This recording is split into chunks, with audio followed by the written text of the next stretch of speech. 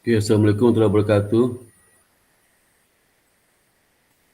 Pada hari ini, hari Senin, tanggal 1 November 2021, kita mulai kuliah hari ini jam tepatnya 18.30 sebagai pengganti kuliah hari Rabu kemarin.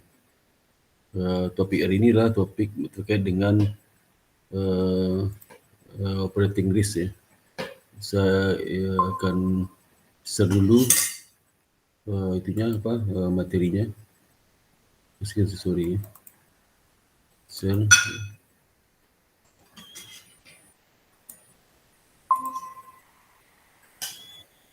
Assalamualaikum Pak, selamat malam. Selamat ya. Jadi hari ini kita bahas mengenai teknologi dan other operational risk ya, risiko teknologi dan operasi. Tapi terutama operating risk kita akan bahas ya. Kelihatan nggak itunya? Kelihatan ya? Silakan Pak. Jadi pertama nanti saya bahas konsep risiko personal.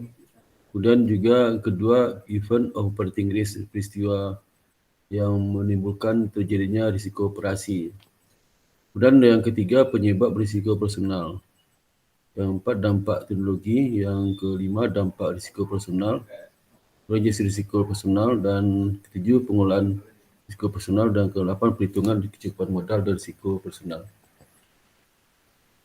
Nah, yang pertama kita lihat konsep risiko personal. Jadi sebagaimana ini disampaikan dari buku buku risk management level 1 level 2 ya. Di buku ini buku yang diterbitkan oleh SPP ya. Jadi risiko personal itu diartikan sebagai risiko akibat ketidakcukupan atau tidak berfungsinya proses internal, kesalahan manusia, sistem yang gagal ya, atau akibat kejadian eksternal yang pengaruhi personal bank. Ya. Jadi ini itu risiko personal ya. Jadi masalah proses internal itu seperti tidak berjalan sistem prosedur ya yang terjadi untuk proses transaksi peristiwa di dalam perusahaan tersebut ya. Dalam proses juga human error mungkin disebabkan oleh karena ketidakmampuan membaca ketentuan ya, atau tidak mengetahui teknis pelaksanaan, kurangnya coaching terhadap mereka bisa jadi itu human error ya. Kemudian sistem gagal itu mungkin karena error sistem down dan sebagainya. Seperti misalnya ATM bank itu tiba-tiba berhenti total selama 1 jam di Indonesia. Itu kan pernah terjadi ya. Di BCA pernah terjadi, sehingga menimbulkan kepanikan. Jadi kalau nggak diatasi lama itu bisa menimbulkan ras juga ya. Orang jadi nggak percaya lagi. Atau kalau tidak akan nasabah berbondong ke cabang ya. Sehingga antrian panjang ya. Bikin kesal nasabah itu. Sehingga biasa kalau di bank kalau terjadi itu akan menyelesaikan sesegera mungkin, recovery sesegera mungkin ya. Jadi itu luar biasa itu. Biasanya mungkin karena atau kena dihack ya bisa juga. Ya. Jadi risiko personal itu baik internal atau eksternal ya. Jadi jadi perlu dikelola risiko personal itu agar jadi menjadi risiko personal itu tujuannya untuk mengurangi dampak kerugian dari operasi yang menimbulkan kerugian bagi perusahaan. Jadi menjadi risiko personal adalah tentang kesadaran atas risiko, awareness ya, dan tanggung jawab, accountability ya. Jadi kalau sebenarnya ini adalah manajer risiko personal, bagaimana pengolahan risiko personal agar risiko yang dihadapi sekecil mungkin ya. Tapi di sini tentu ada dua hal yang perlu dilihat dalam manajer risiko personal. Bagaimana awareness dari bagi terkait dan accountability, semakin tinggi tingkat kesadaran tentang manusia, people, proses dan teknologi yang dapat mendukung keseharian. Termasuk juga semakin tinggi rasa tanggung jawab untuk menilai yang mengendalikan risiko. Semakin kuat suatu bank terhadap perancangan dengan risiko personal. Kita unjuk analisis sebenarnya ini sifatnya masih bisa debatable nih, debatable. Masa menjadi risiko personal adalah seperti ini ya. Ini buku itu ya. Jadi intinya bagaimana risiko personal dampak diperkecil itu ya. Jadi apa manfaat penerapan risiko personal? Pertama, meningkatkan budaya sadar risiko ya. kemudian meningkatkan transparansi, kemudian meningkatkan efisiensi personal dan proses pengambilan keputusan. Itu. Kemudian juga meningkatkan profitabilitas dan penggunaan modal yang lebih optimal. Kenapa profitabilitas naik? Kalau kita risiko masih dikelola, sehingga kerugiannya akan diperkecil, sehingga profit akan naik. Gitu. Kemudian mengenai beban modal untuk risiko, itu juga karena kalau dikurangi risiko personal itu, sehingga karya akan turun, turun, sehingga beban modal yang mengcover kerugian itu akan turun. Ya. Jadi meningkat transparansi dan sebagainya. Nah, ini ada beberapa peristiwa yang terkait dengan politik Inggris ya. Yang pertama adalah internal fraud ya. Internal fraud ini internal fraud itu contohnya kerugian karena pemakaian komputer sistem oleh yang tidak berwenang ya. Jadi ini yaitu fraud internal ya. Jadi misal kalau saudara di bidang kredit ya, nanti PIN saudara itu bisa digunakan oleh pihak ketiga atau di bagian akuntansi ya, atau keuangan ya, di transfer dana ya. Nah itu pernah terjadi juga di kantor saya dulu ya. Jadi dia masuk ke sistem di komputer kita buka, belum itu di close ya, langsung dia masuk situ mentransfer dana dari rekening debitur ke rekening pribadi atas nama orang lain ya. Nah itu ternyata office boy ya, office boy buka rekening pagi, sore udah penuh 100 juta. Saya curiga, terlalu curiga ya. Itu. Kemudian external fraud ya, contoh kerugian karena perampokan cash dalam perjalanan. Jadi kalau yang kasarnya, kalau yang kecil ada juga ya, external fraud. Jadi ini kan perampokan, ada juga yang bukan perampokan ya. Jadi mengambil secara halus tanpa sadar, sekian tahun baru ketahuan dia orang itu merampok cash itu. Diutil nggak terlalu banyak, tapi kecil lama-lama besar juga. Ada praktik kena kerjaan dan keselamatan kerja. Contoh kerugian karena adanya pemogokan ya, atau demo karyawan berhari selama 2 minggu, kalau ini demo terus ya. Nah, itu kerugiannya luar biasa itu.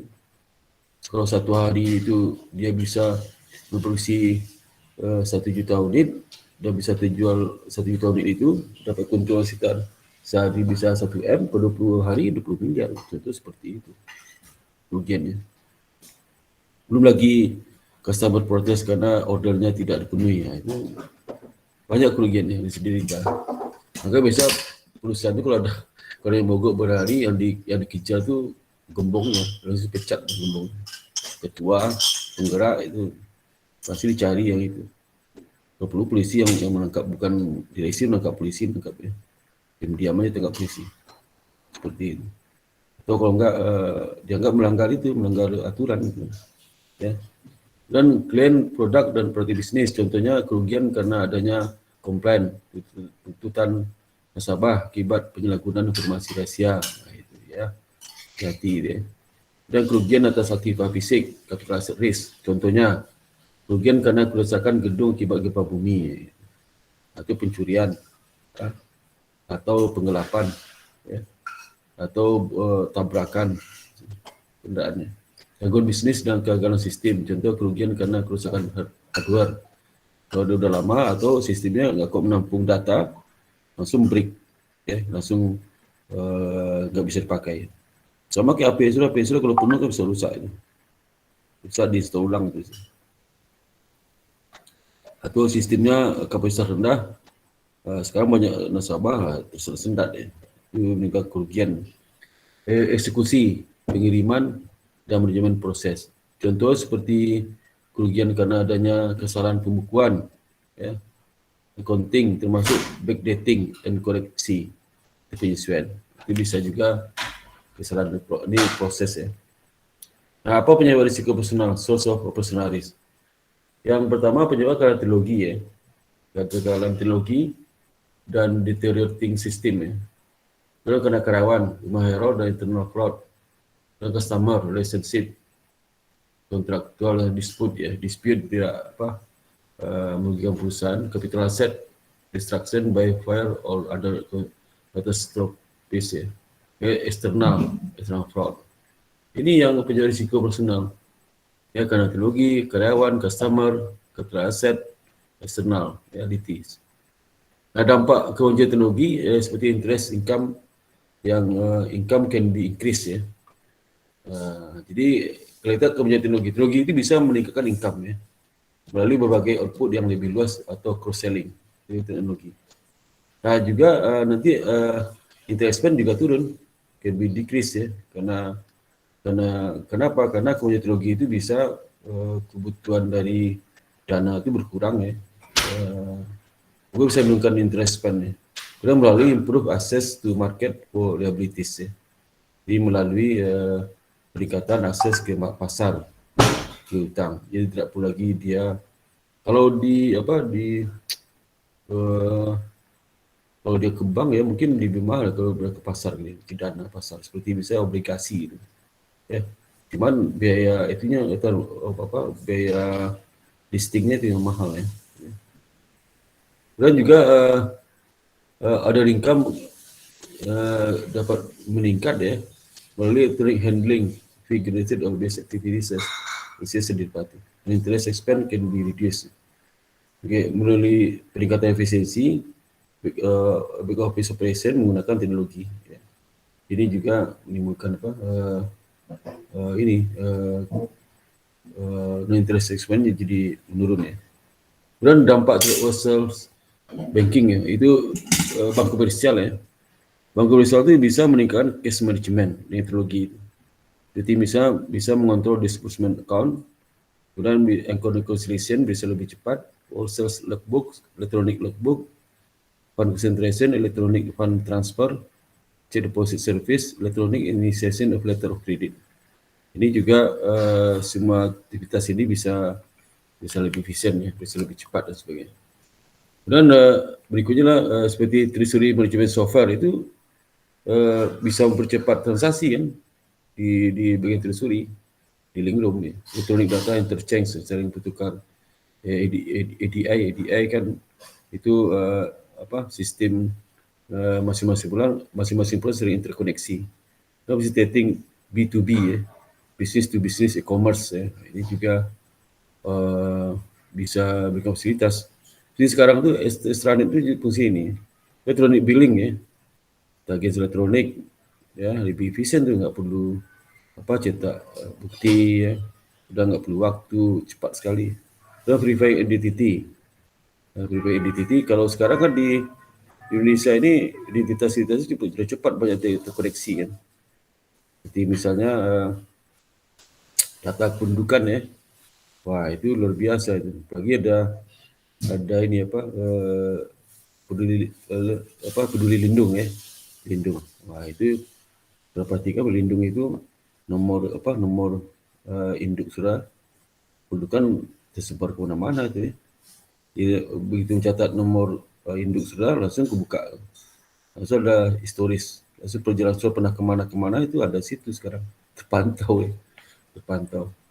Jadi kalau sudah terlibat kejahatan ya, nah itu dia aja lindung nilai, lindung diri ya, lindung diri, peduli lindung ya, peduli ya, nah, itu lihat aja situ, ketahuan sudah pernah kemana aja, kecuali sudah nggak pernah ke tempat-tempat toko persis umum ya. Sekarang aja kalau ke toko ada peduli lindung itu. Ya. Di toko apalagi ke pesawat ya. Sekarang kalau angkutan umum belum ya. Nanti angkutan umum akan diwajibkan juga itu peduli lindung. Jadi bisa dipantau pergerakan sudah tahu. Ya. Kemudian impact terhadap retail banking ya. Jadi yang jelas automatic teller mesin ATM ya itu salah satu dari dampak punya teknologi itu. Pin of sale debit card ya. Home banking sekarang udah home banking tuh yang di HP itu di banking itu sudah seperti home banking kecuali tarik tunai nggak bisa, di luar itu bisa kan, buka akun baru, buka tabungan, transfer, cek duit masuk segala macam udah bisa sih ya. Pre authorized debit credit by phone sekarang ya ya ada enggak ya. Email billing ya, apalagi email billing ya. Online banking, smart card, sudah. Ada ujian teknologi deh. Maka sekarang tuh digital bank itu eh, mungkin sekarang udah mengarah ke situ, udah terjadi improvement luar biasa terhadap digital bank itu. Sehingga mengurangi karyawan ya. Sekarang kan udah banyak tuh, cuma cabang bank lebih tutup. Hampir semua bank itu mulai mengurangi cabangnya. Dulu kantor kas, sekarang kantor kas nggak perlu lagi. Ngapain kantor kas ya? Ya. Karena kalau di HP itu kan tidak tunai nggak bisa sama store. Itu nggak usah ke cabang. Di ATM aja store tunai. ATM nggak bisa store tunai. Tidak tunai bisa di ATM. Di luar itu di HP aja. Saya udah banyak transaksi nggak pernah ke bank lagi tuh. Mungkin sama dengan saudara lah ya, sama. Itu yang apa? Yang menyebabkan kemajuan. Tapi dampak teknologi, revenue dan cost ya. Nah, dia ada risiko juga ya. Risiko ya. Potential negative NPV project due to uncertainty and potential competitive response.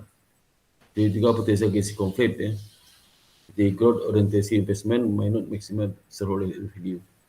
Juga kerugian investasi teknologi, dia bisa melemahkan dari lembaga keuangan. Jadi kalau di investasi teknologi itu mahal ya, mahal. Kalau tidak optimal digunakan, banyak ada kapasitas, sangat rugi, ya. Jadi teknologi itu sama kayak HP-nya, kalau sudah beli HP mahal tapi dipakai cuma WA doang sama email, sama apa lagi itu, sama Line ya, apalagi itu, lihat YouTube ya, kan masih banyak fitur, ratusan fitur di HP. Saya juga nggak tahu, kata lebih 150-an lebih fitur yang bisa digunakan di HP smartphone itu, smartphone ya. Nah, dampak teknologi terhadap revenue dan cost ya. Dampak revenue fasilitas cross marketing itu ini bisa luar biasa nih. Increase inovasi, bukan inovasi. Soalnya sekarang itu orang jualan bank-bank itu seperti misalnya fintech itu kan tidak perlu datang ke bank, ya. Waktu mungkin satu hari udah cair duitnya, ya. Ke bank dia menyiapkan kertas, perjanjian segala macam nggak perlu. Bisa mengurangi kertas dan juga cross marketing itu bisa meningkat, ya. Increase inovasi, service quality effect. Jadi dampak kualitas servisnya juga meningkat, ya. Jadi human touch ya, jadi sekali sentuh bisa kemana-mana, ya. Karena cost efeknya apa? Teknologi improvement shift in cost curve. Jadi ya cost efeknya memang ada sih, ya. Jadi cost efeknya naik. Tapi kalau transaksi makin banyak, cost efeknya itu cost per unit jadi turun. Maka sekarang bank itu apa membiayai banyak beban administrasi karena pengaruh teknologi. Jadi beban ke nasabah. Seperti dulu kan beban administrasi cuma satu aja, 5.000 per bulan, cuma itu aja, nggak ada lagi. Sekarang macam-macam, ya transfer lah, beban ini, beban itu. Mungkin dikumpulin per bulan kalau sudah aktif transaksi tabungan itu mungkin udah sekitar 30-40 ribu sebulan. Saya nggak sadar ya. 30 ribuan sebulan rata-rata. Kalau ada 1 juta penabung, berapa? 30 ribu kali 1 juta penabung, 30 miliar per bulan. 30 miliar per bulan 1 juta ya. 30 miliar per bulan. Kali 2 sebulan, jadi 2 sebulan 360 miliar. Kalau 1 juta, setahun 360 miliar.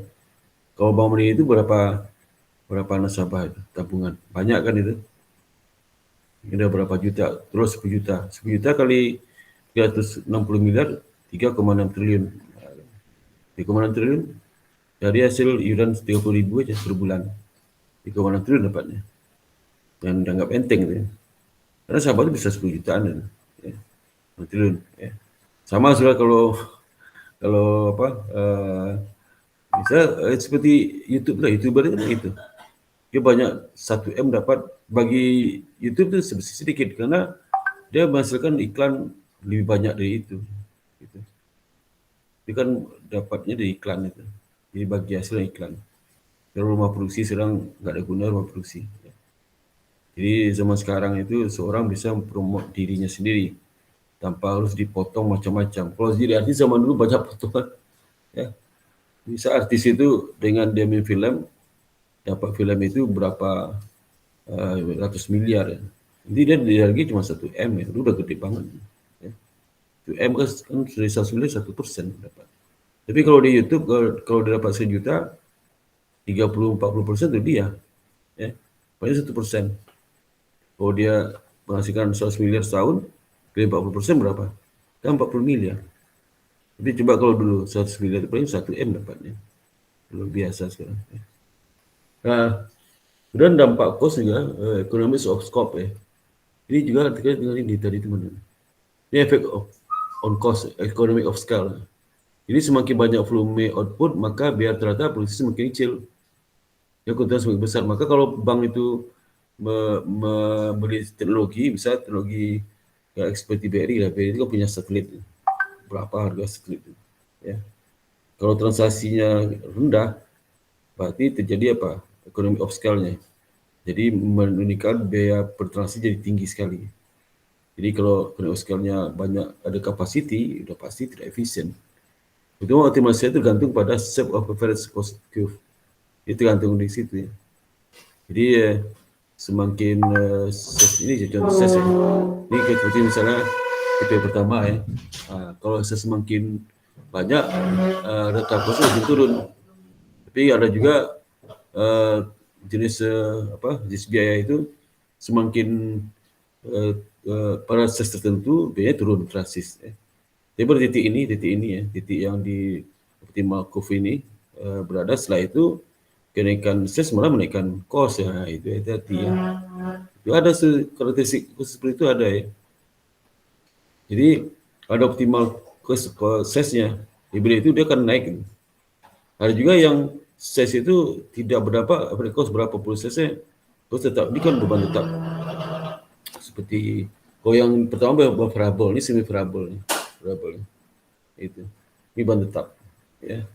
Jadi tergantung aja. Economy of scope itu ada pengurangan biaya unit produksi. Ketika perusahaan menghasilkan 2 atau lebih produk menggunakan aplikasi produksi atau sumber daya yang sama. Ya. Multiple output, my profit synergies in production. Ini economy of scope. Ya. Spesialisasi mungkin menyebabkan cost benefit dalam produksi dan delivery of some financial institution services. Ya. Dan bagaimana kita mentes economy scale dan scope itu?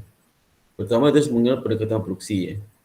Ini sebenarnya mata kuliah microeconomics ya, microeconomics. Economics. Jadi mungkin sudah ketahui ya.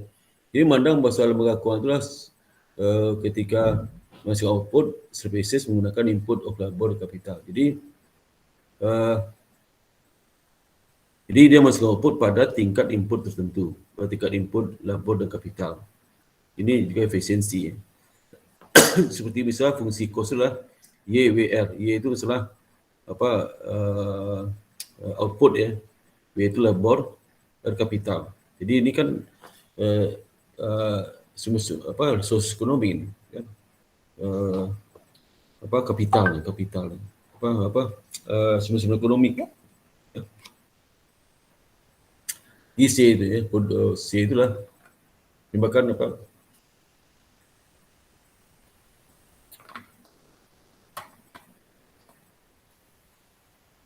cost ya. Cost itu gantung output, labor dan kapital. Kalau intermediate approach itu di mana meliputi fund ya. Dana digunakan untuk menghasilkan service di antara input ya. Intermediate antara input. Ini C, WYWRK. Beda apa ini output, labor, kapital, dana tambah fund ya. Di dana juga mempengaruhi dari dari C-nya C ya. C. Dan vertical funding. Jadi bukti dividend ekonomi sosial untuk bank sampai 10 juta sampai 10 sampai 25 juta dolar ya. Seberapa itu? Juta dolar. Berarti sekitar 1 juta itu jadi 1 juta dolar ya. Ini 1,5 miliar. Ya. 15 miliar. Berarti 15 miliar kalau 10 kan 150 miliar. Ya. Jadi 1 bilion, bilionnya miliar, 10 miliar dolar ya, sampai 25 miliar dolar ya, range-nya. Jadi kalau skala bank itu gini, antara 10 miliar sampai miliar dolar ya. Kalau sekarang mungkin berarti 10 miliar berarti sekitar 15 triliun ya, 15 triliun. Sama di bank kita kan rata-rata bank itu di atas 20 triliun ya. Whereas efisiensi may be more important ya. Jadi efisiensi itulah tingkat efisiensi yang dipertahankan oleh perusahaan dalam kondisi persaingan tidak sempurna. Contoh persaingan tidak sempurna adalah monopoli. Menurut klasik di bawah persaingan sempurna, perusahaan harus memaksimalkan efisiensi untuk berhasil dan menghasilkan keuntungan yang tidak akan gagal dari pasar keluar pasar. Ya. Jadi kalau dia itu efisien, berarti dia bisa compete ya dalam pasar sempurna itu. Tapi kalau pasar monopoli kan nggak perlu efisiensi, tetap dia jadi lead di pasar itu. In conclusion, evidence on scope ya. Kalau recent studies menggunakan profit based approach menunjukkan bahwa lembaga keuangan besar cenderung untuk lebih efisien dalam manipulasi revenue. Hari juga hasil dari riset dari peneliti ya, kan ada cenderung dampak ses terhadap harga saham, dampak ses terhadap efisiensi. Jadi misalnya dampak ses terhadap, kalau kita kan efisiensi pakai BOPO ya, atau menggunakan econometric method ya, efisiensi. Kebanyakan kalau mahasiswa S1 S2 efisiensi menggunakan BOPO ya. Kalau S3 BOPO mungkin nggak dibolehkan kalau pakai econometric ya. Nah itu juga termasuk saya disertasi itu terkait dengan risiko dan efisiensi perbankan. Nah itu hasil saya itu cenderung makin besar bank makin efisien ya, efisien pada bank kecil. Contoh kita misalnya BCA, Bank Mandiri, Bank BRI kan besar. Itu tingkat efisiensi lebih tinggi, lebih bagus dibandingkan dengan bank kecil ya, bank kecil. Bank paling efisien di Indonesia di Bank BCA. Ya, BCA itu selalu hasilnya urutan keempat, ketiga. Pertama itu BRI, yang kedua Bank Mandiri, yang ketiga BCA saya ya, BCA kan. Habis itu BNI itu BCA nomor 4 ya. Kemudian dampak risiko personal, pertama berkurang dari aktiva breakdown ya, disebabkan oleh suatu kejadian kerugian personal.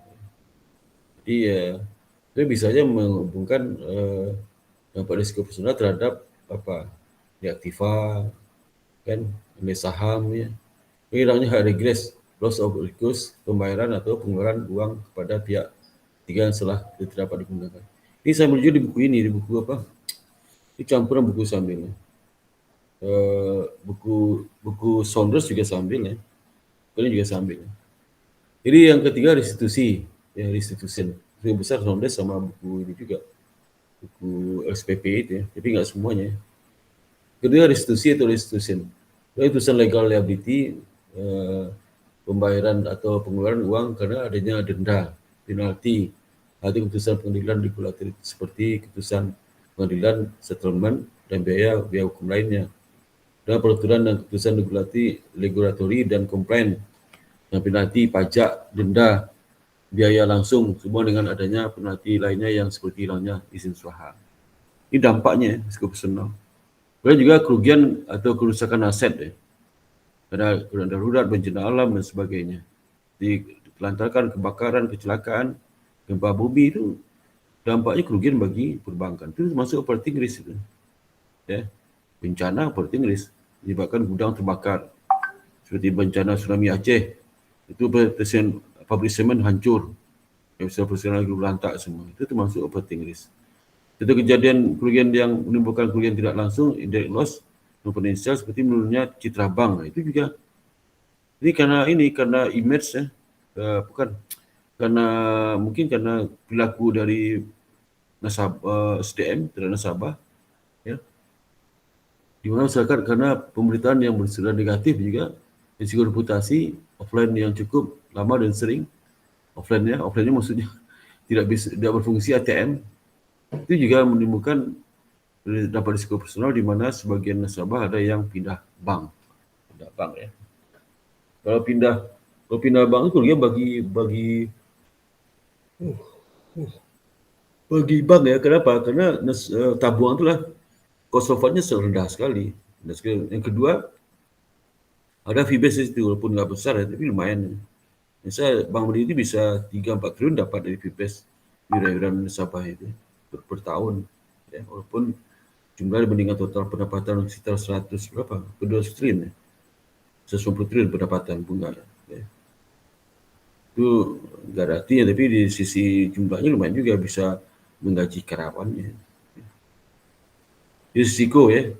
Nah, jadi risiko dari operasi risiko seperti employee turnover, ya. Karena ada turnover, juga berisiko juga ini turnover. Karena mengganggu pertama itulah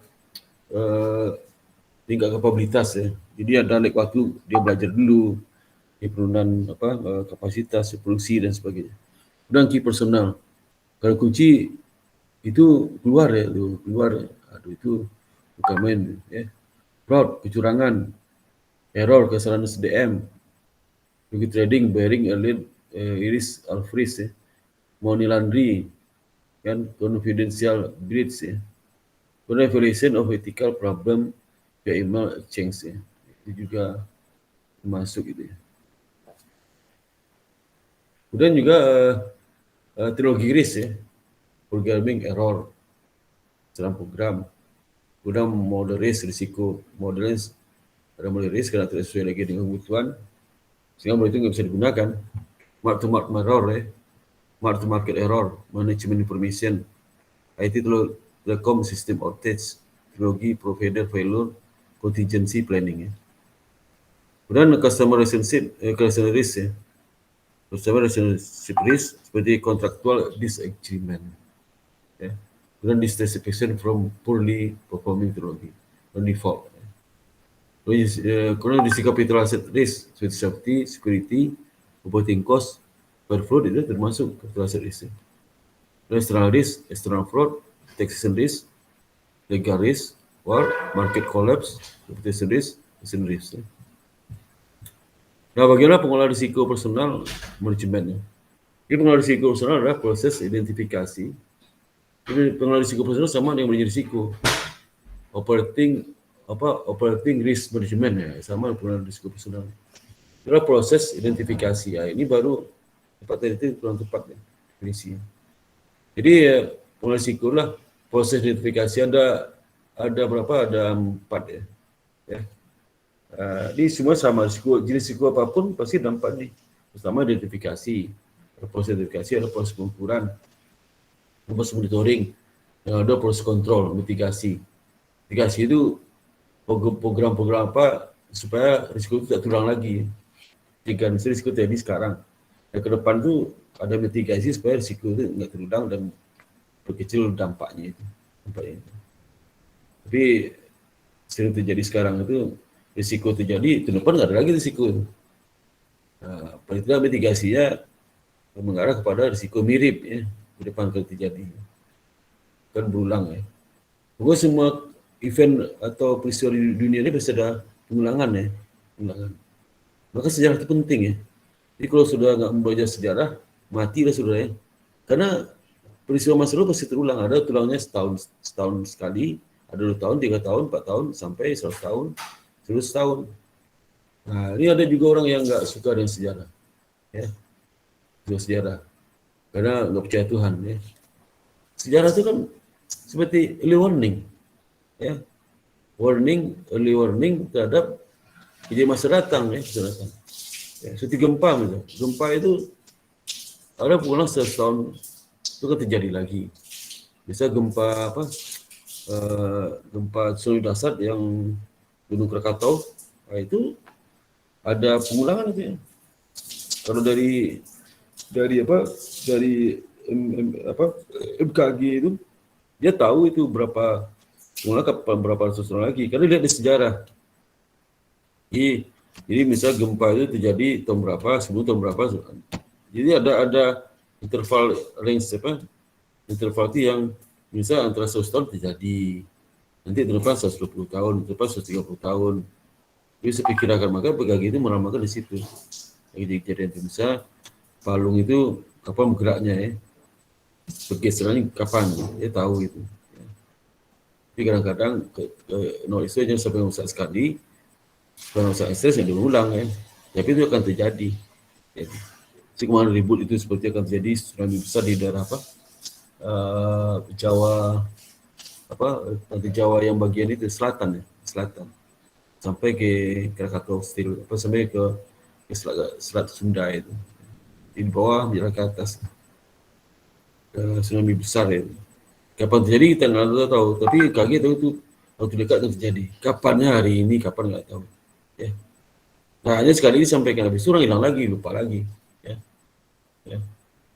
Jadi kaget itu menyampaikan sekali pengumumannya, habis itu diam. Ya. Nah, Marcel tuh sampai geger itu. Habis itu kaki nggak suara lagi. Ya. Tapi itu kemungkinan pasti akan terjadi waktu dekat ya. Ini nggak tahu kapannya. Dan biasa manusia akan melupakan itu.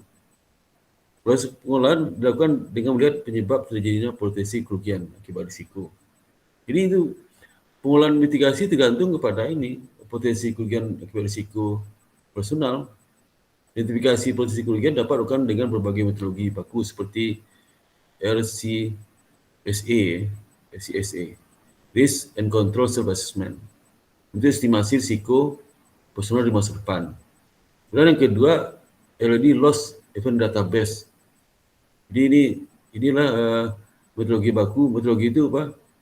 Bagaimana cara dia melakukan pengolahan risiko. Pertama dengan melihat estimasi risiko personal di masa depan. Kemudian juga ada loss event database, mencatat data kerugian yang sudah terjadi ya di masa lalu. Kan key risk indicator, mengendalikan risiko personal yang terjadi saat ini. Jadi penting dia, database itu penting di risiko itu. Kalau database nggak bisa kita prediksi kapan risiko terjadi. Jadi di database itu kan historis, sejarah. Ya. Jadi kalau orang melupakan sejarah ya bisa lupa, bisa seperti sejarah yang kelam terjadinya upaya kudeta beberapa tahun lagi. Orang lupa itu, bahasa nanti siklusnya ada. Ya. Nah, sekarang udah mulai kan itu. 65, sekarang tahun berapa? Tahun 2021. 21 65 ke 35 tambah 1 55 tahun ya, 55 tahun. Ya. 5 tahun. Jadi dengan persiapan matang ya. Pasti akan terjadi ya. Mereka akan bangkit lagi. Nah, kita melupakan sejarah. Saya hilangkan. Kenapa saya hilangkan? Supaya generasi muda tidak bisa memprediksi peristiwa masa lalu. Seperti kebangkitan dulu itu 65 ya. Generasi muda kan abai sekarang karena nggak tahu sejarah kan. Sejarah-sejarah di sekolah-sekolah SMA itu terjadi ya. Jadi penghilangan itu. Ya. Bisa saudara sejarah tentang bapak ibu hilangkan. Ya, dulu ibu pernah macam-macam, misal pernah sakit jantung, saudara abai itu. Padahal jantung itu adalah saudara. Pernah penyakit turunan, ya, misal sakit gula, orang tua sakit gula, pernah sejarah berapa kali kena gula dan meninggal. Kalau saya hapus itu saya jadi abai kan, jadi abai. Ya, sehingga mitigasi risiko supaya saya dapat nggak dapat gula itu sudah abai itu, abai. Karena nggak ada sejarah. Pasal bapaknya pernah gula. Ya, itu bapak pernah jantung. Ya, saya dihapus, abai. Kalau abai, risiko itu kan pahit. Ya. Jadi, kita tidak pernah memperkirakan terjadi sesuatu yang sebenarnya dulu pernah terjadi pada keluarga saudara. Ya, pada saudara saya abai. Oh, berarti sudah pahitnya bukan main. Begitu terjadi, sesungguhnya terjadi pahit, bukan main pahitnya. Nah, operating management itulah mengurangi kekhawatiran. Yang kedua, mengurangi ketakutan. Yang tiga, bisa melakukan penghindaran risiko. Ya, hindari. Bisa dulu pernah bapak sudah lewat di daerah itu terkadang harimau ya. Nah, itu kan hati-hati itu.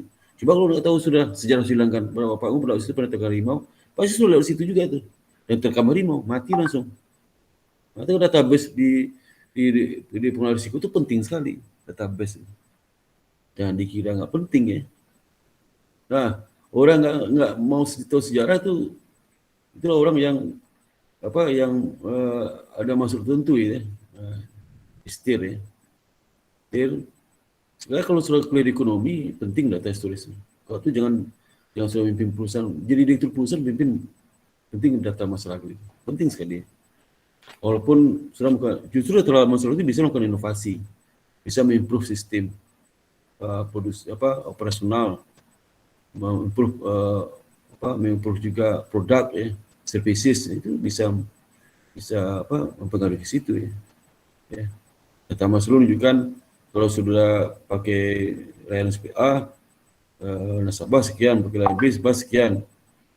Jadi saya cari cara mana yang meningkatkan nasabah paling tinggi itu dipakai ke depan. Itu trennya. Nah, itu ya. Jadi apa sudah tingkatkan dan sebagainya. Ya. Ya kalau nggak ada masalah kacau lah ya. Kemudian menyusun rencana darurat contingency plan dalam kondisi terburuk. Ya. Kemudian kelima menetapkan sistem pengendalian internal, kontrol dalam setiap aktivitas usaha. Nah, itu penting ya. Jadi penetapan identifikasi ini sama ini. Ini kan ada 3 mana 4 ya. Di mana? Ada identifikasi, kemudian pengukuran, kemudian kontrol ya, kemudian menyusun rencana. Ini darurat, ini ada nih. Ini risiko personal. Penetapan identifikasi risiko ini risiko apa yang potensi akan terjadi di masa datang. Lalu mengukur mencari risiko terkait dengan kegiatan produk bank. Ya, kita ukur risiko itu estimasi berapa kerugian yang akan diderita kalau risiko itu akan terjadi. Dan kalau itu maka dengan limit. Ya. Lalu menyusun rencana darurat contingency plan dalam kondisi terburuk. Kelima, menetapkan sistem pengendalian internal dalam setiap aktivitasnya. Jadi utama itu 4, identifikasi, mengukur, kemudian menyusun kontrol ya. Gitu. Tadi mana? Tadi ada ya. Ini. Ini identifikasi, pengukuran, monitoring dan kontrol. Ini monitoring ya. Ada 4 nih. Nanti dijabarkan oleh personal ada 4 itu jadi ini penetapan identifikasi terkait dengan kegiatan produk dan transaksi bank, mengukur dan mencatat risiko terkait dengan kegiatan produk bank, menentukan limit sesuai toleransi ini terkait dengan ini dengan monitoring. Ya, kemudian nyusun rencana darurat, contingency plan dalam kondisi terburuk ya. Ini juga untuk monitoring, untuk mitigasi. Yang kelima, menentukan sistem internal kontrolnya. Yang keempat ini. Ya. Berapa continuity management ya? Untuk minimalisasi risiko tersebut, Nogakwan perlu menggunakan business continuity management, yaitu proses manajemen terpadu dan menyeluruh untuk menjamin kegiatan personal bank tetap dapat berfungsi walaupun terdapat gangguan atau bencana guna melindungi kepentingan para stakeholder. Yang berikutnya, BCM itu merupakan bagian yang terintegrasi dengan kebijakan manajemen risiko bank secara keseluruhan. Ya. Komponen yang diperlukan dalam penerapan BCM adalah efektif lah seperti adanya penguasaan aktif manajemen. Ya. Jadi sadar risiko lah, penguasaan aktif. Jadi kalau memang untuk risiko itu perlu ada penguasaan dari manajemen. Kalau enggak itu enggak bisa. Kalau pada abai itu. Ya. Sudah melalui business impact analysis, risk assessment ya. Jadi analisis dampak dari risiko itu apa? Kita analisis risikonya, dampaknya apa? Penyusunan business continuity plan yang memadai. Langsung dari program transform bisnis ya. Dan dilakukannya pengujian terhadap PCP. Ya. PCP ini ya, dan dilakukan pengujian oleh auditor internal ya. Kemudian efisiensi teknologikal based can result in lower cost ya. Itu efisiensi teknologi itu bisa menunjukkan lower cost ya, melalui improve allocation of input ya. Di allocation input itu ada optimum input ya. Optimum itu kita melakukan bisa inputnya ada 3 ya. Masing-masing berapa porsinya, ada kombinasinya ya, yang maksimum outputnya berapa. Masing output dengan input yang ada. Increase revenue, melalui output yang lebih luas. Karena pengguna TI selain meningkatkan kecepatan dan keakuratan transaksi serta pelayanan kepada nasabah, juga dia bisa meningkatkan risiko, misalnya risiko personal, ya, risiko reputasi. Ini dampaknya kemana-mana TI ini. Ya. TI ini dampak besarnya dia meningkatkan kecepatan dan keakuratan transaksi serta services kepada nasabah. Tapi juga ya dia meningkatkan risiko seperti risiko personal. Karena kan kena kesalahan sistem, kesalahan karyawan karena nggak mampu mengoperasi sistem, hack di luar, risiko reputasi seperti tadi itu, seperti offline-nya tidak jalan, off-nya lama sekali di recovery, risiko legal, aspek hukumnya, risiko kepatuhan dan risiko strategis, dapat ke situ. Nah, bagaimana kita mengontrol personal risk itu? Jadi mengontrol pernah loss prevention, training, pencegahan itu, pengembangan, review terhadap karyawan itu penting. Jadi training itu untuk menurunkan reporting risk sebenarnya. Kenapa? Karena dengan training itu diharapkan tidak ada human error ya. Error dan tidak ada lagi bisa efisien bekerjanya ya. Jadi sebelum di trading mungkin dia bekerja satu hari mungkin 10 produk. Tapi itu cara lebih cepat bisa 20 produk. Saya coba bekerja sesuai dengan insting saudara. Itu 10 produk. Begitu dilatih, oh ternyata dia betul lebih cepat. Bisa 20 produk sehari. Ya. Sehingga bisa meningkatkan efisiensi dan meningkatkan profitabilitas. Karena menggunakan biaya. Development ya, pengembangan, review of employee, review. Dan training itu juga review employee itu, review itu maksudnya kinerjanya di karena penilaian kinerja karyawan ada ya. Jadi ada yang 6 bulan dan tiap bulan ya review deh. Kalau klien itu ada.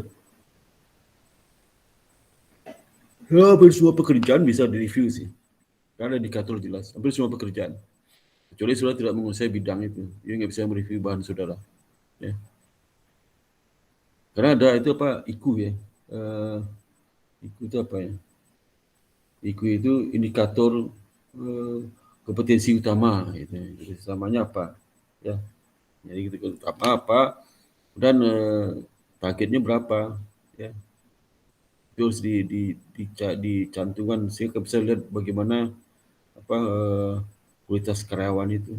Loss control melalui pengendalian kerugian itu melalui planning, ya. Planning, kemudian nanti pencegahannya. Nah ini loss control, pengendalian itu kerugian itu gimana? Planning, organization, backup, control. Jadi harus terencana, harus direncanakan itu ya. Kalau ada pengelolaan atau terorganisir, backup. Kemudian bagaimana kita melakukan loss financing. Nah, bagaimana kerugian keuangan bisa dikurangi? External finance, ini bisa kalau saudara bangun gudang di pinggir pantai, supaya gudang rusak diasuransikan. Ini mengurangi loss financing ini bisa berkurang. Loss insulation, isolasi, itu melalui permodalan isolasi. Permodalan kalau banknya modal kuat, mungkin risikonya akan bisa berkurang ya.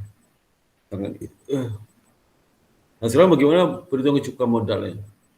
Perhitungan cukup modal minimum untuk risiko personal ditetapkan oleh komite basal dari ada beberapa metode BIA, Basic Indicator Approach atau BID, pendekatan indikator besar.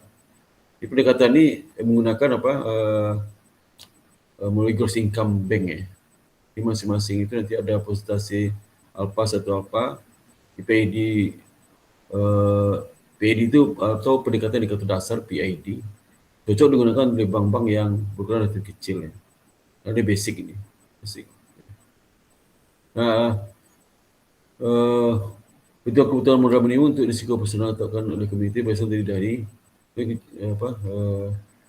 ini. Yang kedua lah yang menggunakan standardized approach ya. Yang kedua ya. Atau PESA peningkatan standar. Metode pertama ini, yang kedua ini ya. Pendekatan PESA memberikan hasil yang lebih detail daripada PID. Dan pendekatan ini gross income bank dikelompokkan berdasarkan 8 gen bisnis. Ini satu lebih bisnis ya, satu apa aja ya. Ini digunakan oleh bank ukuran kecil ya. Nah kalau bank besar biasanya pakai lini itu apa 8 lini bisnis ya. Kebutuhan modal minimum untuk setiap lini bisnis beda-beda. Ada penetapan persentase tetap di gross income sebagai lini bisnis ya. Jadi bahasa komite nyebutnya persentase setiap lini bisnis sebagai ukuran beta, faktor beta. Yang ketiga, advanced measurement approach ya. Di dalam perhitungan kecukupan modal yang ketiga adalah AMA atau advanced measurement approach atau pendekatan lebih kompleks ya. Dalam metode ini di mana bank diberi kesempatan untuk menggunakan hasil dari sistem pengukuran risiko. Jadi dia menentukan bobot sendiri itu ya. Itu saja, bobot itu tidak sembarangan, harus didukung oleh data historis. Sistem informasi sangat canggih. Kalau enggak tuh kalau ketahuan dia nggak dasar, kena denda itu oleh Bank Sentral, oleh OJK ya. Karena sembarangan ya. Jadi periksa, jadi nggak gampang juga. Tapi dia contoh gini, misalnya untuk risiko risiko A, kalau ketentuan basic mungkin 2%, dia bisa 1%. Ya. Berdasarkan data historis, data statistik masa lalu 1%. Dia boleh tidak menggunakan 2,5% contoh seperti itu. Karena misalnya mengurangi itu kan beban modalnya kan. Dan dengan pendekatan lama, bank diperbolehkan menghitung kebutuhan modal minimum menggunakan rekomendasi di berbagai pendekatan yang terbagi dalam dua jenis. Pertama, pendekatan berdasarkan data kerugian historis, tadi itu indikator eksposur, kebanyakan menggunakan pendekatan kuantitatif dan melihat ke belakang. Data historis penting nih. Jadi kalau nggak ada data historis nggak bisa lah ya kita prediksi. Kan risiko itu expected ya, perkiraan prediksi ke depan. Itu perlu data historis. Ya. Dengan pendekatan berdasarkan kualitas lingkungan, pengendalian yang didominasi oleh pertimbangan kualitatif dan lebih bersifat melihat ke depan. Fokus pada kualitas, lingkungan pengendalian, dan sehingga mencoba memprediksi risiko di masa depan. Nah, bagaimana kita menghitung kecukupan modal ya? Jadi ya untuk penggunaan urutan penggunaan dari yang paling sederhana sampai dengan yang paling kompleks sebagai berikut tadi. Pertama, basic indikator approach ya. Kedua, setelah DAS. Ketiga, reform measurement approach ya. Yang bank dianjurkan untuk menggunakan cara lebih baik atas dasar profil risiko dari bank dan kemampuan melaksanakan manajemen risiko dari bank tersebut. Nah, pendekatan isi dan AMA ya, AMA itu mana? Yang AMA standardized approach ya sama AMA itu. Jadi isi bank dibagi jadi 8 line bisnis. Kalau basic indikator kan satu line bisnis ya, digabung semua ya. Kalau basic indikator. Jadi kita lihat coba basic indikator ya. Atau PID pendekatan indikator dasar ya. Jadi dalam pendekatan indikator dasar ini, risiko personal itu menghitung ATMR-nya itulah 12,5 dikali beban modal risiko personal. Ya. Bagaimana menghitung beban modal risiko personal ya? Beban modal risiko personal itu dihitung rata-rata dari penjumlahan pendapatan bruto. Ya, gross income tahunan yang mempunyai nilai positif pada 3 tahun terakhir. Jadi dikalikan faktor 15%. Nah, setelah itu baru dikali 12,5%. Beban modalnya itu. Jadi misalnya gini, rata-rata itu hati-hati, misalnya 3 tahun terakhir, kan 3 tahun terakhir, ya, 3 tahun terakhir, ya, 3 tahun terakhir ya. Jadi misalnya 3 tahun terakhir, kalau ini 2021 berarti 2020, 2019, 2018 ya. Progress income yang 2020 itu rugi, kemudian 2019, 2018 untung, maka dihitung adalah dasar yang dibagi itu dua aja, tahun 2019, 2018, 2019. 20 nggak dihitung karena dia rugi. Nanti dibagi dua, nah itu rata-ratanya. Pak, bagaimana kalau satu? Satu aja dihitung, bagi satu. Misalnya untung cuma 2019, 2018, 19, 2019, 2020 rugi. Kalau 2018 bagi satu. Bagaimana kalau tiganya nggak ada untung? Nah, kalau untung tarik ke belakang, ya, itu. Ini misalnya contoh ini ya. Ini rumusnya lah KPID. KPID itu disingkat dengan beban risiko personal menggunakan BIA, ya. Beban modal risiko, ya. KPID ya. Ini. Atau disebut juga dengan beban modal risiko personal. Itu mendapatkan TMR ya. TMR ya. Jadi beban modal yang risiko personal ya, berapa modal kali TMR kali 12,5%. ya, apa ATMR-nya, gitu ya. Nah untuk beban modal itu ya, beban modal itu, ini gross income, Oke, ini gross income, sigma gross income 1 ya sampai N-nya 3 tahun ya, gross income positif selama 3 tahun terakhir, positif loh. Dan itu yang negatif nggak dihitung. Udah jumlah tahun yang memiliki gross income yang positif berapa? Misalnya 3 tahun terakhir yang laba cuma setahun, berarti bagi 1. 3 tahun terakhir laba cuma 2 tahun, bagi 2. Selama 3 tahun laba semua ketiganya. Laba semua bagi 3. Nah, paling 15% ya, nanti dikalikan dengan kebutuhan modal skala industri. 15%. Ini 15% tekan BCPS, basic apa? Ini kalau bisa berubah ya, jadi sini 15%. Tapi dia beban modal risiko personal menggunakan biaya. Nah, pendapatan kotor atau gross income atau pendapatan bruto lah atau bunga bersih dikurang dengan kurang beban bunga.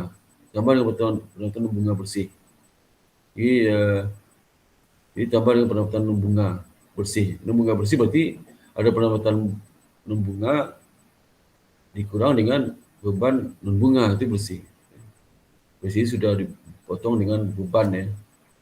GI dihitung kumulatif dari awal Januari sampai akhir Desember setahun selama 3 tahun terakhir. Ya. Jadi misal begini ya,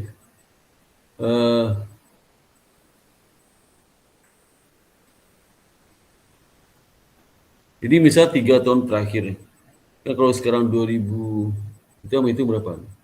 2013 ya, berapa risiko personal 2013, berarti 3 tahun terakhir 2012, 2011, 2010.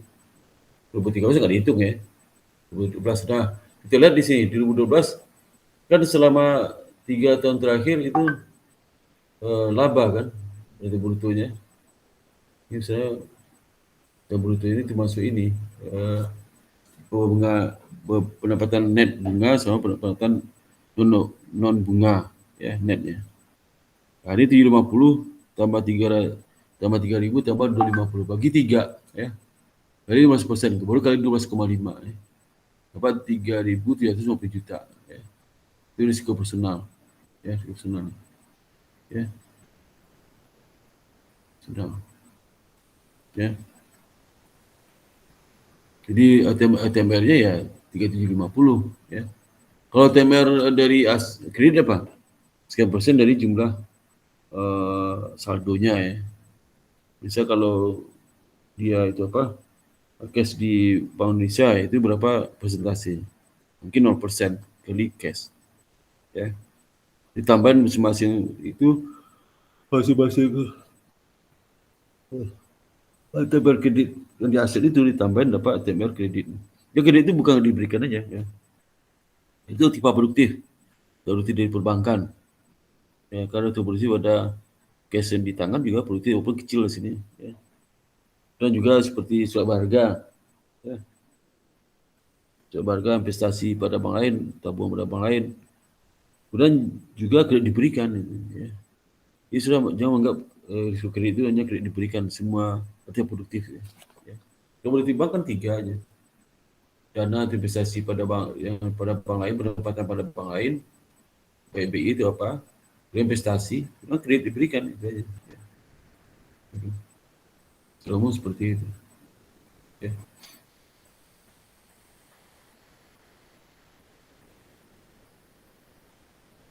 Ini 3.750 juta ya. Nah, kita lihat itu kalau melalui pendekatan basic ya, basic apa? Indikator approach ya, pendekatan PIA, TPID. Nah, sehingga kalau ATM mendapat 3.750 juta ya, nanti dikalikan berapa anunya? Kecukupan modalnya. Cuma modal sama dengan CAR dikali 3.750. Contoh kalau seandainya dia hanya beban risiko personal aja, contoh seperti itu. Ya. Kalau itu CAR itu sama dengan rumusnya apa? Equity dibagi dengan ATMR kredit, ATMR risiko personal. Jadi dibagi dengan ATMR risiko kredit ditambah ATMR risiko personal tambah ATMR apa lagi itu? Market risk ya. Jadi kalau keseluruhan makin tinggi, maka kecukupan modal makin meningkat ya, meningkat jumlahnya. Ya. Maka kalau di pendekatan standar, ini kan pendekatannya basicnya satu aja. Ini 12,5 ini mana? Nah, nih. Persen ya, tetapkan industri nanti dikali 12,5. 12,5. Ini modal risiko personal satu aja. Alpanya 12%. Ya alpanya. 12%. Kalau ini kan 12,5 ini kan udah baku ya. Rumus ya. Nah sekarang bagaimana kalau pendekatan standar ya, pendekatan standar ya. Standar. Jadi intimasi risiko personal merupakan hal yang sangat penting dalam pengembangan pengukuran. Jadi nanti bisnis dari masing-masing bisnis sebenarnya berbeda ininya. Alpha, ini namanya beta. Beta untuk manajemen keuangan berapa betanya? Pengali dari itu, dari apa beban modal itu. Bukan pengali ini nih ya. Ini kan dari pengetahuan personal. Pengali yang 12% ini, ini kan alfa. Kalau beta macam-macam. Kalau itu masuk dengan di nisab pertama berapa betanya. Ya.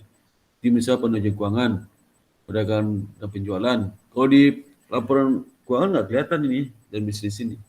Ya kalau sudah menghitung bagaimana kecukupan modal terkait dengan personal di sini, ya ini nggak bisa lihat kalau ke eksternal, dalam bisa. Kalau eksternal itu hanya menggunakan pendekatan basic indicator approach. Jadi kalau saya bikin tesis nampak risiko personal terhadap harga saham, bisa dihitung risiko personal menggunakan konsep basic indikator ini aja. Ini ATMR-nya. Ini ATMR 750 juta. Nanti dilankan supaya dia lebih kecil angkanya. Ya, lankan. Risiko personal ya. Ya apakah semakin tinggi risiko personal harganya makin naik itu gimana? Ya. Atau risiko personal terhadap kinerja keuangan perusahaan ya, bisa juga. Ya apakah makin tinggi ATMR risiko operating risk itu apakah kinerja ROA-nya makin rendah atau makin tinggi? Dari situ. Ya. Nah, setelah pendekatan standar beda dengan basicnya satu aja. Satunya untuk alpha dikali dengan rata-rata laba bersih laba operasi perusahaan 3 tahun terakhir yang mengalami positif aja itu. Ya. Oh ini enggak, alpha itu diganti beta, beta masing-masing 8 bisnis ini. Yang dimana kalau di laporan keuangan nggak bisa lihat nih. Nah bagaimana pendekatan standar itu? Setelah itu nanti menunjukkan pembagian unit kerja dalam 8 bisnis. Nanti masing-masing ada betanya. Ya. Bank mengacu pada base committee dalam menentukan presentasi setiap bisnis disebut dengan faktor beta. Di beta itu ketentuan nih, nggak bisa bank menentukan karena dalam pendekatan standar bank artinya sesuai regulasi ya penetapannya. Tapi kalau Advan itu udah bisa mandiri melakukan dengan sistem dia menentukan sendiri berapa persentase beta 1, beta 2, beta 3 menyusul bisnis berapa. Ini enggak ada ketentuannya. Berimbang itu secara OJK ada ketentuan seperti ini. Ya. Dalam beta berlaku sebagai proksi atau pendekatan antara pengalaman kerugian akibat risiko personal untuk satu unit usaha dengan pendapatan kotor dari unit usaha bersangkutan. Jadi kalau di regulasi kan hasil riset juga.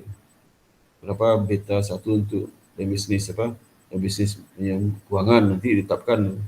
Kalau bisa menggunakan dengan standar harus menggunakan presentasi itu. Berapa beta untuk kedua pedagang penjualan, berapa beta perbankan retail, atau berapa beta untuk perbankan komersial, berapa beta untuk pembayaran dan penyelesaian, berapa beta untuk jasa kustadi dan agent, dan beta tiket penjualan aset, beta jasa poker retail. Jadi pengawas akan melakukan prodi monitoring sebelum bank menggunakan ESA untuk tujuan penurunan modal ya. Ini ya. Jadi nanti GI kan ada 8 lem bisnis, berarti GI 18 dah gross income untuk lane bisnis 1 sampai lane bisnis 8 maksudnya. Nanti dikali beta untuk lane bisnis 1, beta lane bisnis 2 sampai beta lane bisnis 8. Jadi kalau dia itu GI-nya 1, berarti GI-nya itu lane bisnis 1, maka beta lane bisnis 1 jadi kali. Ya. Nanti sigma kan masing-masing tambahkan. Dibagi 3, kan 3 tahun. Jadi GI 1 sampai beta 1 tahun pertama. Nah, ini tambahkan ya, semua. Ya. Gitu. Kan 3 tahun terakhir. Nah, mungkin lihat contoh misalnya seperti ini. Ya. Buat seperti yang baik ya. Ini ada perusahaan ya, di mana bahan risiko, ini ujian bisa keluar nih.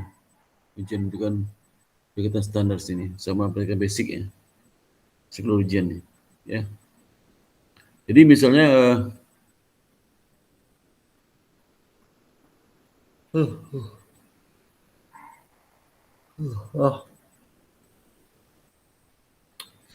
ngantuk ya. Jadi ini ada 8 lane bisnis ya. Nanti gross income-nya masing-masing lane bisnis itu selama 3 tahun terakhir. Kalau kita ngitung tahun 2011, berapa ATMR, operating risk ya. Selama 3 tahun terakhir, kalau kita sekarang 2011 ya, menggunakan metode standar. Bukan mesti standar ya. Maka kita harus tahu berapa gross income masing-masing di bisnis. Kalau di laporan keuangan nggak ada nih. Ya. Jadi 1, 2, 3, 4, 5, 6, 7, 8. Masing-masing tahun itu ada.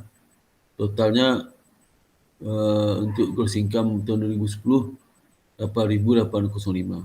2009, rugi 200. 2008, total 6.275. Nah, uniknya gini ya. Uniknya kalau kita ngitung rata-rata income untuk dalam bisnis, cara tidak sama dengan cara kalau kita menghitung gross income 3 tahun terakhir dengan cara pendekatan basic ya. Basic kan yang rugi aja, yang untungnya jadi dihitung ya. Rugi enggak. Ini enggak peduli, mau rugi mau untung, enggak peduli ya. Nah, itu contoh misalnya corporate income, finance ya. Itu rata-rata berapa? Rata-rata gross income-nya 1.000 tambah 1.100 tambah 1.000. Dibagi 3 dapat 1.033 nih ya. 1.033,3 nih. Nah, nanti dikali beta untuk yang land corporate finance berapa? Ini 18%. Ini 18% nih betanya. Nanti ada, ini kan langsung dia cari nih. 18% betanya. Dia dapat ATMR untuk operating risk di land bisnis ini, itulah 186,0. Padahal kalau trading asal saya, lihat nih trading asalnya. Kan ada 2.200 dikurang 1.000 ya, berapa itu? Dapatnya berapa? Hei, halo. Hei. Halo. Halo. Ya, Pak. Berapa dapat tu? Trading and sales, bisnis kedua itu. Rata-rata berapa? 400 datang dari mana nih? 400 datang dari mana? Halo? 400 datang dari mana? 400 ini. Samping itu sudah tidur apa enggak ya? Aduh ya. Ini bikin sebel kalau ngajarin online ini nih. Sebel banget ya. Boleh tahan ya.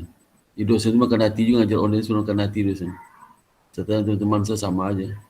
Kalau tinggi seluruh Indonesia sama. Kemarin saya ke Jambi. Jambi itu ikut kan hampir perguruan tinggi seluruh Indonesia. Konferen. Sama aja persoalannya. Jadi dosen ngajar online itu ngomong sendiri aja ya. Nggak ada bertanya, nggak diam semua. Jadi 400 dapatnya 2.200 tambah dikurang 1.000 bagi 3 ya. Kemudian terbanking juga ya. Ini dibagi tambah bagi 3. Nggak perlu mau laba, mau nol, pokoknya bagi 3 semua ya, bagi 3. Kemudian dikali betanya itulah, kalau di banking beta 12%. Itu ketentuan ya. Kalau soal ketahui itu. Bisa banking betanya 15%, 0,15. Misalkan gross income 3 tahun rata-rata, tambahnya commercial banking berapa? Commercial banking itu rugi 1.000, tambah rugi 4.000. Berarti 5.000 ya, sebanking. 5.000 bagi 3 dapat 1.666,7 negatif ya. Negatif. Dapatnya apa ATMR risiko ATMR dari ini ATMR itu berapa? Itu 250. ATMR ya, beban modal saya ini beban modal. ATMR kan 15%. Beban modal berapa? Negatif 250. Berapa payment settlement ya? Settlement itu di mana? 300 tambah 110 tambah 200 bagi 3 dapat berapa itu? Dapat 216,7 kali beta untuk yang lain bisnis yang nomor payment settlement ini 18%, dapat beban modal 39. Dan seterusnya agency service 60 di mana? Service itu 55 tambah 50 tambah 5 bagi 3 dapat 60 kali betanya. Kemudian aset manajemen berapa? 1.250 dikurang 760 ditambah 0 bagi 3 dapatnya agency service itu apa? Dapatnya apa itu? Aset manajemen dapatnya 166,7 dikali 2,12. 12 itu beta untuk jenis bisnis ini. Dapat 20 beban modal. Retro banking 1.000 tambah dikurang 250 ditambah 0 bagi 3 dapatnya 250 dikali 20%. Sehingga beban modal 30. Dan total kapital beban modal 646,6. Ya. ATMR berapa? Beban modal dikali 2,5%. 2,5% ya. Ya. 2,5% itu. Nah, kalau di basic itu dikali 15% ya. Ini berapa? Oh, ini bukan dikali 2,5% juga kalau di beban modal itu ya. Jadi kalau dia menggunakan basic ya, kalau 805 ditambah 675, lah 2 nggak dihitung, ada rugi kan? Bagi 2 dapat berapa itu? Dikali 15%. Persen itu ya, 15% itu ya apa ya, kalau di sini kan 12,5%. 12% mana? 12,5% ya ini. Kalau ini kan 15% yang basic kan. 12,5% ya. Nah, 15% di sini 15%. Baru dikali dengan ini belum selesai nih. Hasil ini dikali dengan 12,5%. Sesama 12 ini berapa nih? 12,5% juga ya. Kalau 15% ini sama dengan alfanya, alfa 1. Kalau ini betanya masing-masing beda-beda nih. Ini dapat ini beban modal, dapat beban modal. Modalnya berapa ATMR-nya? Jumlah ini dikali dengan 12,5%. Berarti ini bisa beban modal berapa? 646,6 ya. Dikali 12,5 dapat ekuivalennya 875 ya.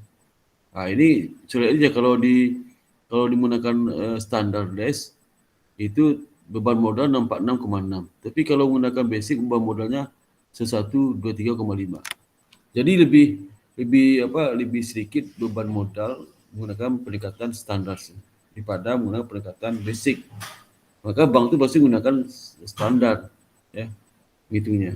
Tapi kalau kita seorang mahasiswa kalau pengen menghitung berapa risiko personal, nggak bisa kita menggunakan pendekatan standar kecuali sudah ada akses ke dalam. Nah, dulu mahasiswa saya pernah bikin S2, ini anak S2 ya. Berapa risiko operasi terhadap kinerja. Nah, ya. Nah, dia pakai pendekatan standar. Saya bilang ini standar nggak bisa. Apa repot nanti? Bagi pendekatan ketiga. Dia malah pendekatan ketiga mana advance. Oh, dia ngotot. Karena kan dia itu pengajar di pelatihan perbankan. Di biasa pelatihan, rumus, nggak pernah kerja di bank. Nggak kebayang dia itu seperti apa data di bank. Ya, so dia bilang, Bapak nggak bisa Pak mulai advance standardized itu. Kenapa? Itu data-data internal banyak rahasia. Oh bisa Pak, saya ada teman saya di bank itu. Ngotot itu, sudah ngomong nggak bisa. Ngotot. Dan itu proposal itu berkali-kali berulang-ulang. Ya, berulang-ulang sama dia itu. Parah itu ya. Tapi kalau ketemu saya dia malu itu. Dia tahu kualitas tesisnya. Ya. Berkali-kali. Oh ngotot. Akhirnya begitu ujian sidang, proposal, Yang uji dia itu lah komisaris pada bank itu. Komisaris bank itu, dia kerja di bank A. Yang uji komisaris, dia tanya, Anda dapat dari mana datanya? Data land business ada 8 tuh. Laporan gua nggak ada. Dapat di mana? Ya, kalau Irfan parah lagi tuh. Kalau Irfan itu kan presentasi beta itu tentukan sendiri tuh. Kalau ini kan nggak, itu dengan ketentuan berlaku. Misal land business pertama, mungkin beta bukan 18%, ini kalau 18% sesuai standar. Mungkin dia 12%. Data historis perbankan itu. Tanya dari mana sudah tahu? Teman siapa? Wah marah, serius. Nggak bisa. Cuma nggak berhak ngambil data dalam. Dirubah lagi tuh. Udah dirubah. Akhirnya malu ketemu saya tuh. Lebih 6 bulan menghilang. Ya. Datang lagi ke saya, diskusi. Dia kayak agak gengsi karena seumuran sama saya. Saya pernah juga pelatihan di tempat dia itu. Waktu masih di bank pemerintah. Karena ada gengsi, ya udah nggak datang buat saya. Akhirnya datang juga kepada saya karena tadi waktu itu saya belum S3 itu. Lagi kuliah S3, masih ikut promotor saya itu yang bimbingan tesis pertama ada doktor, ya. Tapi sama yang bimbingan pertama suruh hubungi saya, karena saya lagi masuk S3 itu. Ya kita ketemu saya juga, dirubah topiknya, tambah kacau lagi tuh. Baru setengah mati semua mengarahkan. Akhirnya lulus juga dengan topik yang baru lulus juga, tapi bukan dengan Irfan ini ya. Itu ya. Nah Irfan itu, beda Irfan itu lah, beta itu dia bisa tukang sendiri. Bisa betalin bisa satu, ya. Dari mana dapatnya? Ya dari hasil data-data statistik dia, ya. Bisa corporate finance itu berapa persen, berapa kerugian risiko personal itu berapa persen selama ini, ya. Berapa persen? Bisa selama 10 tahun terakhir, masih tahun dihitung tuh keputusan dipulai dia berapa kira-kira rata-rata kerugian itu dari jumlah mungkin jumlah total beban operasi gitu. Rugi sekian, berarti bisa di antara beban risiko personal dibandingin total beban misalnya 12%, berarti dia 12%. Ya. Ya ada ekonomi X-Men dia ada macam itu ya. X-Men itu dipakai stories. Ya. Nah, itu dapat saya sampaikan kuliah seperti di sini ya. Ini mohon maaf saya kemarin itu nggak bisa karena acara padat sekali. Hari Rabu itu habis acara conference seharian penuh sampai maghrib ya. Itu diundang oleh wali kota Jambi ya ke rumahnya. Harus datang, saya enak juga nggak datang. Saya pengen tahu juga seperti apa. Selama ini conference kan tiap tahun diadakan SNA. Setiap tahun tuh yang kemarin itu SNA ke-24, jadi 24 tahun di SNA. 4 tahun berarti seumur berapa? Umur itu umur berapa? 30. 30-an, 32 umur saya. Senat pertama di Jogja UGM. UGM ya, senat pertama di UGM. Nah, sampai sekarang 24 tahun. Jadi masing-masing PTN itu giliran mengadakan tahun depan tuh di Kendari. Universitas Oleo Kendari. Tahun depan. Sebulan November juga ada. Saya biasa sering ikut ya. Beberapa tempat saya ikut. Mungkin besok ini saya karena belum pernah ke Kendari, mungkin saya ikut dah. Susah kan ikut Kendari, belum pernah. Dari Kendari itu di samping conference ada juga wisatanya dari panitia. Kendari itu wisata kan wisata pantai yang bagus. Ya, ada makan khas juga sih. Buah jambu mente itu biji kan di luar jambu mente itu banyak sekali. Jambu mente kan mahal ya. Itu penghasil jambu mente sih. Itu yang dapat sampaikan ya. Oke, silakan ada mau bertanya. Ini udah jam 8 ya. Udah 1,5 jam ya. Dari sebelumnya. Jadi ini udah ke-6 ya. Nanti hari ini kan Senin. Rabu besok kita kuliah lagi. Itu udah ke-7. Minggu ini kuliah terakhir. Minggu depan sudah UTS ya. UTS. Ya. Saya lagi mikir soal apa diberikan supaya bisa nggak nyantai itu seperti apa. Ya. Gitu. Jadi nanti asalkan soal ujian jawaban boleh sama ya. Itu harapan saya boleh sama. Kalau sama nyontek itu sama gak dosa itu ya. Jadi kalau nyontek itu sebenarnya belajar korupsi itu, belajar korupsi. Kalau sudah terbiasa korupsi, nyontek enteng gitu ya. Tapi belum pernah korupsi, nyontek itu belajar gemetaran ya. Tapi kalau nyontek di SD, SMP, SMA, nyontek di kuliah udah tenang. Jadi kalau di dalam kepolisian itu lie detektor itu mendeteksi kebohongan ya. Kalau dulu lie detektornya mulai detak jantung kan, detak jantung. Ya. Ternyata detak jantung itu, jadi kalau dia seorang itu berbohong, jantungnya bergetar hebat, naik, getaran jantung naik. Misal lagi bicara, tanya, Anda kemarin kemana? Dia jawab, harus ke Surabaya, jawab ke Medan. Jawab ke Medan kan bohong, dia gemetar. Jadi tingkat, waktu dia bicara bilang ke Medan itu, detak jantung naik, berarti bohong itu. Ya. Kita lihat diri dia bohong. Misal Anda mau kenapa? Apa saja kamu lakukan di Medan? Kau udah bohong tuh. Yang kedua kan bohong lagi itu. Keterangan mungkin naik.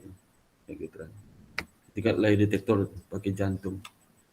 Nah ternyata setelah penelitian psikologi, orang sering berbuat jahat itu jantungnya nggak bergetar kalau dia berbohong lagi. Udah tenang ya.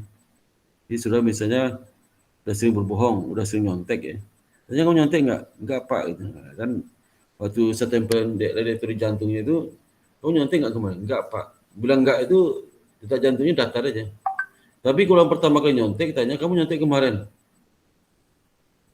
Enggak pak. Tapi enggak itu jantungnya berdebar hebat. Bertanya hebat sekali.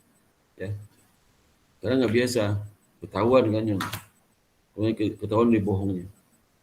Jadi detektor itu aja bisa mendeteksi kebohongan pada pemula. Penjahat pemula bisa. Tapi penjahat yang profesional nggak bisa lagi mendeteksi kebohongan dengan detektor itu. Nggak bisa lagi. Sudah tenang kok. Ya. Seperti biasa. Namanya kalau di dalam pembuluh bedah dingin. Ya. Bedah dingin itulah profesional. Itu nggak bisa diintegrasi jawaban untuk ngecek apa bohong apa enggak, nggak bisa detektor lagi, nggak bisa. Jadi itu kelemahan detektor menggunakan yang tempel ke jantung itu. Ya. Maka kalau saudara misalnya saya punya teman belum pernah bohong, itu berbohong, itu kelihatan di nada suara bergetar itu, suara bergetar ya, tidak normal parau suaranya ya. Nah itu berbohong itu, ya berbohong. Tapi kalau nggak berbohong biasa aja dia. Ya. Nah apa alat detektor yang paling ampuh? Jadi ada satu organ tubuh manusia ini yang betul-betul jujur ya. Dia nggak bisa berbohong. Jadi apa adanya. Kalau jantung tadi itu kalau udah sering nggak bergetar lagi dia. Ya, kalau dia bohong nggak bergetar lagi. Apalagi itu. Nah, ada satu organ tubuh. Saya ada tahu nggak apa organ tubuh yang nggak bisa apa yang bisa mendeteksi kebohongan itu apa? Siapa tahu sudah? Dia tahu. Buka video, kalau nggak buka saya absen ya ini. Wah, kalau video nggak dibuka saya absen ya. Itu aja deh. Parah banget nih. Ya. Kayak saya kambing aja nih. Nah itu ya saya lihat nih. Aduh ini lagi deh. Tadi saya bikin absen ya. Ya.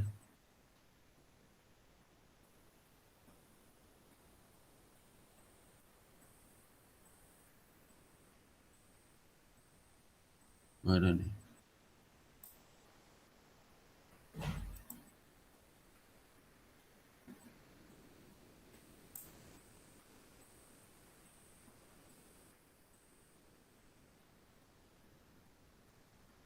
Udah si Daniel ada Daniel. Bapak saya ada Pak. Bapak saya ada Pak. Hadir Pak. Ya udah ya. Udah tahu saya. Udah si Dini mana? Ini. Hadir Pak, hadir Pak. Yang udah dipanggil jangan tutup lagi videonya, tutup Ini mana? Ya Pak, saya Pak. Ini hadir. Baru gue buka. Si Ibnu. Yang udah dibuka video jangan tutup lagi ya. Ibnu mana Ibnu? Ibnu ada? Enggak ada, yang ada berapa? 30 orang. Ya, Ibnu ada? Kemudian si bentar dulu ya. Ibnu Hana mana Hana? Hana? Hadir, Pak. Mana Hananya? Saya, Pak. Hana? Hana ya. Hana. Si Nikomang. Nikomang mana? Nikomang nggak hadir. Nikomang. Wanda. Saya, Pak. Saya, Pak. Wanda ya. Sugeng. Sugeng ada? Sugeng nggak ada. Ambar. Ambar ada Ambar. Ambar nggak ada. Elia. Elia ada? Dia nggak ada juga. Priska? Hadir, Pak. Mana Saya, Priska? Pak. Priska. Saya, Pak. Kamu yang presentasi kemarin ya? Yang video itu ya? Nikomang itu, Pak. Oh, itu di Komang ya? Iya. Oh ya, di Komang ya. Dan Nurul. Ini tugasnya ada juga dia yang kan sudah bagi tugas deh. Ya, saya belum sempat bikin tempatnya di itu Google Scholar, Google Classroom ya. Nanti mau saya bikin tugasnya. Kemudian Nurul deh. Refli mana? Refli ada? Nggak ada Reflinya. Sulasmi ada? Hadir. Ini Sulasmi ya. Sulasmi. Kemudian Rauli Anita. Hadir, Pak. Rauli Anita ya. Oke. Dia Bagulsa. Hadir, Pak. Dia mana? Hadir, Pak. Oh dia ya. Kemudian Riftika. Hadir, Pak. Riftika hadir. Kemudian Sigit. Hadir, Pak. Sigit mana? Oh ya, iya oke. Sigit. Oke.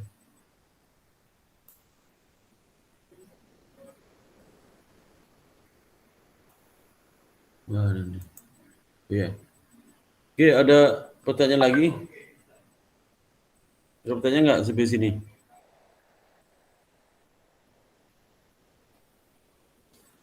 Sepertinya belum ada, Pak. Apa? Belum ada, Pak. Oh, belum ada. Nanti kalau ada kasih tahu ya. Besok ada kasih tahu. Iya, Pak. Kalau belum ada sekarang, betul besok ada. Ya. Jadi kalau nggak ada, ini jam sudah menunjukkan jam 8.05 ya. 1,5 jam, maksud 2,5 jam itu. Ya. Jadi sudah nanti sudah berjari hitungan menentukan ATMR operating list ya. Basic sama standar ya. Bedanya apa? Nanti saya kasih soal di situ ya. Ya. Halo? Iya, Pak. Jadi bedanya kalau dia basic, kalau basic itu dia menghitung rata-rata gross income-nya itu yang laba aja ya, berlaba aja. Kerugi nggak dihitung. Bisa 3 tahun laba, 2 tahun berarti laba itu ditambahkan bagi 2. Tapi kalau standar masing-masing dari elemen itu, elemen bisnisnya itu semua gross income ditambahin semua. Mau 0, mau rugi, mau laba, tambahin bagi 3 ya. Bagi 3. Nanti dikali beta masing-masing bisnis itu. Kalau di itu beta kan 1 aja, kalau dia basic lah 1 betanya. 15% betanya. Dia alpha nama, bukan beta, alpha 15%. Lalu dikali 12,5% itu hitung ATMR-nya. Tapi kalau dia menggunakan standar DS ya, nah itu masih lebih bisnis itu betanya beda-beda. Nanti beta dikali rata-rata gross income, jadi totalkan jumlah semua gross income kali beta itu masing-masing lebih dijumlahkan, total itu dikali dengan 2,5%, dapat ATMR. Itu salah bedanya itu aja ya. Ya. Ini gampang lah ya. Gampang hitungnya. Jangan nyontek juga, jenis close book ya, close book. Kalau nyontek dosa tanggung sendiri. Soalnya. Tapi saya heran ya. Kenapa mahasiswa dikatakan nyontek itu dosa? Dia nggak peduli lah. Tanya nyontek ya. Saya nggak tahu apa yang salah. Padahal dia itu pakai pakaiannya Islami ya. Atau juga sopan pakaiannya, anak baik. Tapi nyontek dianggap itu biasa. Itu salah di mana? Ya. Kalau saya dulu nyontek itu agak gemetaran tuh ya. Sekarang nggak, tenang aja. Jadi dari detektor nggak bisa mendeteksi dia bohong apa enggak, dia nyontek apa enggak. Ya.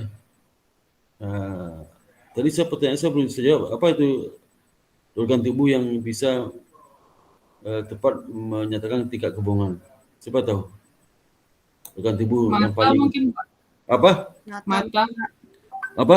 Mata, Pak. Mata. Bagus sih apa? Reptira, sebenarnya retina. Reftika, Pak. Retika. Ini mata itu. Detektor itu mata. Jadi mata ini, maka kalau sudah, ini biasanya cewek nih, suka dibohongin ke laki. Karena cewek itu nggak berani natap mata cowoknya. Cowok itu, jadi kalau sudah ngobrol sama laki-laki ya, tatap matanya. Kalau mata bergetar itu bohong itu ya. Retina mata itu bergetar. Kan getaran retina itu kayak seperti sinyal elektronik ya. Dia bisa menggetarkan retina mata saudara juga. Saya merasakan itu. Ya. Jadi kalau saudara tahu laki-laki pembohong itu, tatap aja mata kalau ngomong. Jadi ciri orang pembohong itu apa? Pertama, getaran retina itu nyampe ke mata kita. Yang kedua, dia nggak berani natap kita itu. Kalau natap kita, berarti getaran nyampe ke mata kita. Dia nggak boleh natap tuh. Mata lihat kemana-mana lihatnya, ke sana, ke kiri, ke kanan ya, ke bawah. Itu ciri pembohong itu. Saya belajar tuh di ODP. Saya kan dulu ODP di bank pemerintah. Kan kelas itu udah 11 bulan, semua kita pelajari. 11 bulan dari pagi sampai jam 4:30. Dan sampai jam 6. Tiap hari, Senin sampai Jumat. Dan Sabtu masuk juga ngerjain tugas. ODP itu. Kalau ODP kan mana ada 11 bulan. ODP bulan 3 bulan udah selesai. Ya, 3 kelas. So ODP 11 bulan, tambah lagi on job trainingnya. Ke masing-masing cabang. Wah, luar biasa itu ya. Itu zaman angkatan saya dulu. Angkatan 90-an. 91, 92, 93. Sampai tahun 2000. Habis itu nggak ada lagi itu. Sekarang ODP juga, tapi ODP sebulan ya. 2 bulan, apa yang pelajari itu? ODP asal-asalan aja itu. Ya. Ada salah satu belajar itu saya. Belajar mendeteksi tingkat kebohongan calon debitur. Ya. Makanya saya kalau lihat mahasiswa bohong itu saya tahu sekali itu. Bohong ya. Kalau di sini agak susah nih, karena kan bisa ketemu langsung ya. Kalau ini masa bimbingan saya itu. Berapa kali ke tamu bahasa dia nyontek habis skripsinya. Ketahuan tuh. Walaupun belum saya cek tunitin ya. Cek tunitin udah ketahuan tuh. Ya. Sekarang kan tunitin aja nggak ngejalan. Itu nanti bisa ada kali juga ya. Saya nyontek skripsi A, dia kali dengan merubah kalimat. Jadi itu ya. Merubah kalimat. Tapi isi sama. Ini sudah nggak kutip. Itu parah itu. Ini bisa kena juga sebenarnya kalau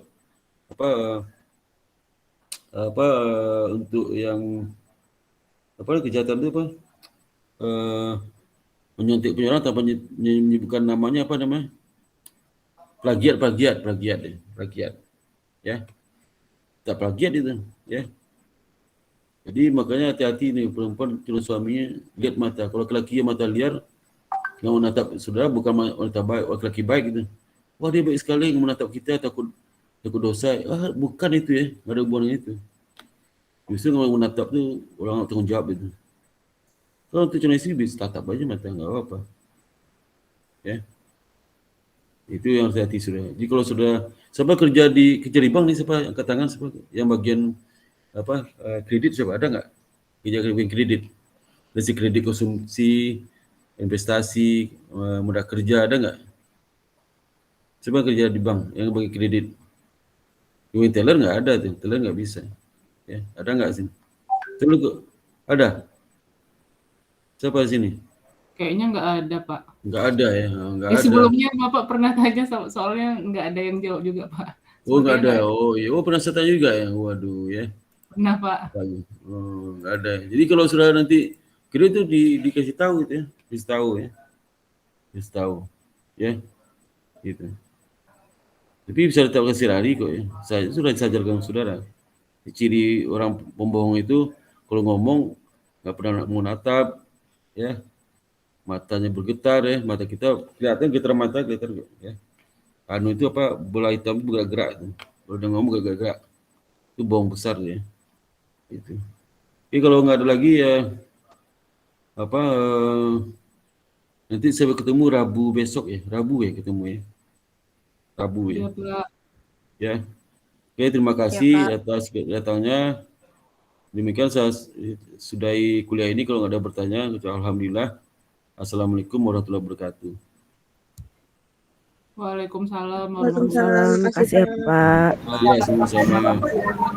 Sama-sama. Ya, sama-sama.